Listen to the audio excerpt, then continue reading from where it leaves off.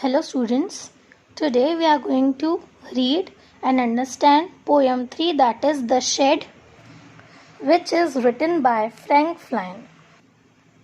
The poem Shed consists of 4 stanzas. We'll read and understand it by one. Let's start the poem. Do you know what shed is?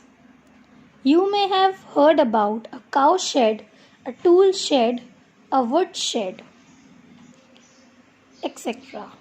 But shed means a small room which is away from the main house and is used for storing or keeping things, animals, tools, vehicle, etc. Have you ever seen a shed? Let's see how poet describes shed in this poem. Stanza 1. There is a shed at the bottom of our garden with a spider's web hanging across the door. The hinges are rusty and creak in the wind. When I am in bed, I lie and listen. I'll open that door one day. The poet in this stanza describes the shed that is at the bottom of his garden.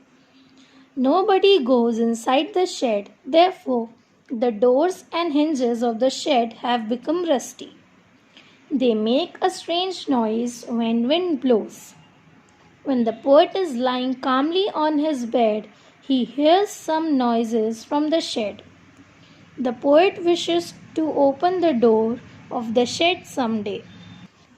Here, hinges means joints, rusty means having rust, and creak means a harsh sound. Stanza 2. There's a dusty old window around at the side with 3 cracked panes of glass. I often think there's someone staring at me each time that I pass. I'll peep through that window one day. In this stanza, the poet explains how keen he is to enter the shed.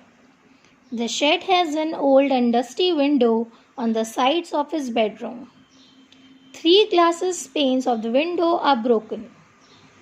The poet feels that whenever he passes through the shed, somebody stares at him. He is not frightened but curious to peep into the shed one day or the other. Here, cracked means broken, staring means looking at someone for a long time, and peep means to look through. Stanza 3.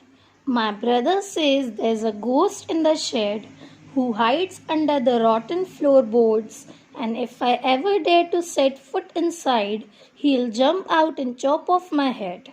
But I'll take a peep one day.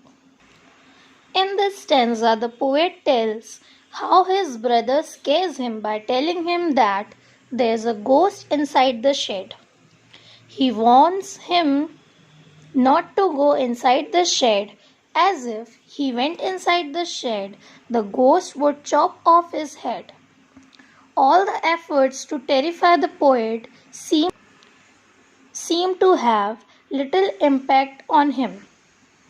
He is still willing to step inside the shed and see the shed himself. Here, rotten means decomposed and chop off means to cut and separate. Last stanza, that is stanza 4. I know that this isn't really a ghost. My brother tells lie to keep the shed for his den. There isn't anyone staring or making strange noises, and the spider has been gone from the web. Since I don't know when, I'll go into that shed one day soon, but not just yet. By now the poet has perhaps understood the truth of the shed. He has overcome the fear he had earlier. Now he is sure that there is no ghost inside the shed and there is actually nobody that stares at him.